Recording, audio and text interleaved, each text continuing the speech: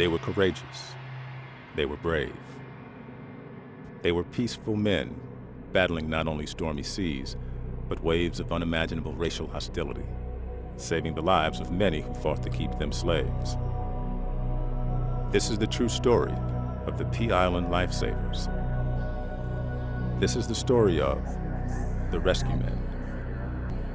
After the Civil War, the U.S. Lifesaving Service was created to combat the terrible loss of life along the Outer Banks of North Carolina, which came to be known as the Graveyard of the Atlantic.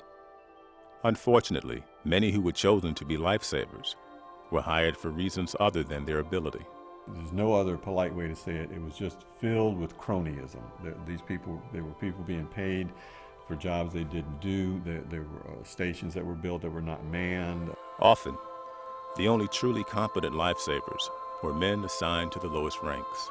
There were stations that were called checkerboard stations, which means you had, some white, some black at the station. They were usually stable keepers or maybe cooks, things. So the U.S. government did what was then unthinkable. They chose a black man to run Pea Island.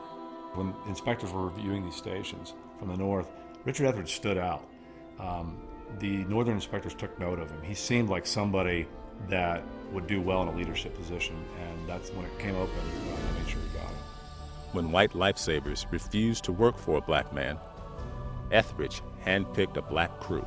He trained them for excellence, okay? So there was, you might say, an implied struggle and an actual struggle, okay?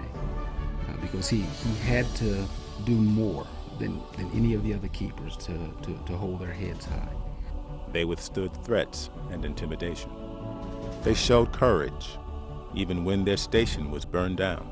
There were numerous things that they had to overcome, and even you can hear probably my voice occasionally. I kind of get a little choked up about it, but it is a well-up of pride.